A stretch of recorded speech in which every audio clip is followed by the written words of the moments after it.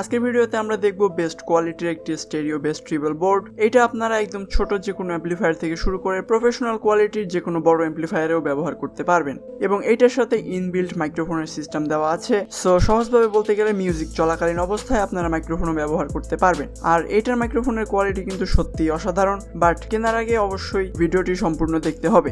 So চলুন ভিডিওটি শুরু করি। আর আপনি যদি আমার চ্যানেলে নতুন হয়ে থাকেন তাহলে please hit the subscribe button.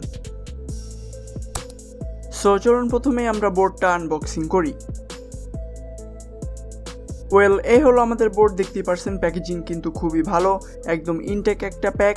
So চলুন সার্কিটটা আমরা প্যাকেট থেকে বের করি।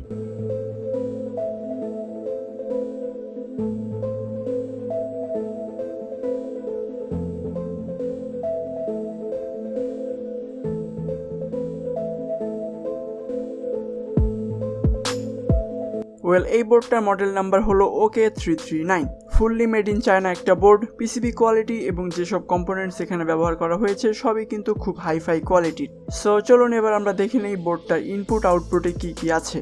পাওয়ার সেকশনে এখানে দেখতে পাচ্ছেন ফুল ব্রিজ একটি রেকটিফায়ার দেওয়া আছে এবং তার সাথে এখানে ফিল্টারিং এর জন্য দুইটি পাওয়ার ক্যাপাসিটরও দেওয়া আছে। তার মানে এই বোর্ডটিতে আমরা সরাসরি 12012 ট্রান্সফরমার ইউজ করতে পারবো। সো এখানে দেখতে পাচ্ছেন কোথায় আমাদের 12012 ট্রান্সফরমার কানেক্ট করতে হবে এবং এখানে আপনারা 12012 1 থেকে 3 অ্যাম্পিয়ারের মধ্যে যে ট্রান্সফরমারগুলি পাওয়া যায় ওই ধরনের ট্রান্সফরমারগুলি ব্যবহার করবেন, কিন্তু 1 অ্যাম্পিয়ারের কম আছে এরকম কোনো ট্রান্সফরমার ব্যবহার করবেন না। দেন এখানে দেখতে পাচ্ছেন 7812 একটা 12 ভোল্টের ভোল্টেজ রেগুলেটর আইসি দেওয়া আছে। তার মানে এখান থেকে আমরা ডিরেক্টলি ডিসি 12 ভোল্টের সাপ্লাই নিতে পারবো এবং এই সাপ্লাইয়ের মাধ্যমে আমরা ব্লুটুথ মডিউল বা 12 ভোল্টের এরকম ফ্যান ইউজ করতে পারবো। দেন এই হলো আমাদের অডিও ইনপুট। এখানে আমরা এরকম ব্লুটুথ থেকে ইনপুট দিতে পারি বা এরকম ধরনের আরসি এর মাধ্যমেও ইনপুট দিতে পারি এবং চাইলে আপনারা সরাসরি এখানে ফোন অথবা কম্পিউটার থেকেও ইনপুট দিতে পারেন। দেন এইটা হলো আমাদের আউটপুট, মানে এখান থেকে আমরা যে কোনো অ্যাম্পলিফায়ারের স্টেরিও কানেকশন দিতে পারবো। প্রিঅ্যাম্প সেকশনে এখানে দেখতে পাচ্ছেন JRCর অরিজিনাল 4558 আইসি ব্যবহার করা হয়েছে দুইটা। এখানে একটা আমাদের টোটাল বেস ট্রিবল ভলিউম কন্ট্রোলের কাজ করে এবং আরেকটি মাইক্রোফোনের জন্য ব্যবহার করা হয়েছে এবং অন্যদিকে মাইক্রোফোনের ইকোর জন্য ব্যবহার করা হয়েছে PT2399 আইসি। আর এই আইসি সবগুলোই কিন্তু খুব ভালো কোয়ালিটির। দেন এখানে দেখতে পাচ্ছেন একসাথে দুইটি মাইক্রোফোন ব্যবহার করার জন্য ভালো কোয়ালিটির দুইটি মাইক্রোফোনের সকেট দেওয়া হয়েছে। অন্যদিকে এখানে টোটাল 5টা ভলিউম কন্ট্রোলার দেওয়া আছে যেগুলোর মাধ্যমে আমরা মিউজিকের ভলিউম, বেস, ট্রিবল এবং মাইক্রোফোনের ভলিউম এবং তার সাথে সাথে ইকো কন্ট্রোল করতে পারবো। এই সার্কিটটার বর্তমান প্রাইস কিন্তু খুব বেশি। লোকাল মার্কেটে এই বোর্ডটা অ্যারাউন্ড 400 থেকে 450 টাকার মধ্যে সেল হচ্ছে এবং দারাজে কিন্তু এটা 500 টাকার উপরেই সেল হচ্ছে।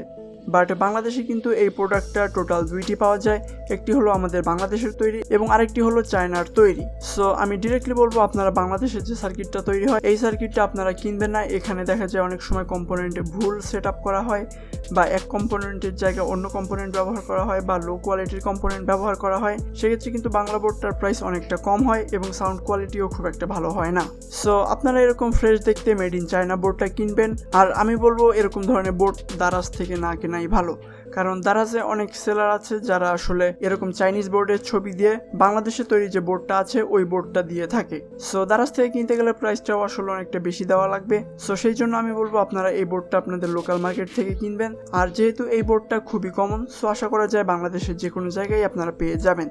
আর এই সার্কিট বোর্ডটা কেনার আগে অবশ্যই যে দুইটা জিনিস মাথায় রাখবেন, ভোল্টেজ রেগুলেটরে যে আইসি থাকুক না কেন এই আইসির পিছনে অবশ্যই একটা হিট সিঙ্ক থাকবে এবং এখানে যে ভলিউম কন্ট্রোলারগুলি আছে এগুলোর যে রোটার আছে এগুলো কিন্তু সাইজে একটু ছোট থাকবে।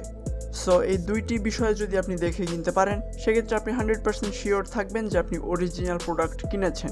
আর যদি আপনারা এরকম ধরনের কোনো বোর্ড কিনে থাকেন এবং সেই বোর্ডের সাউন্ড কোয়ালিটি যদি খুব একটা ভালো না হয় সেক্ষেত্রে আমি বলবো এখানে যে পিএফগুলি দেখতে পারছেন এখানে যতগুলো পিএফ আছে এই সব পিএফগুলি চেঞ্জ করে এরকম বক্স টাইপ বা ভালো কোয়ালিটির পিএফ সেট আপ করবেন। সেক্ষেত্রে আপনার সাউন্ড কোয়ালিটি অনেকটা ইমপ্রুভ হয়ে যাবে। আর এই বোর্ডটা যদি আপনি একান্তই আপনার লোকাল মার্কেটে না পান সেক্ষেত্রে আপনি দারাজ থেকে কিনতে পারেন।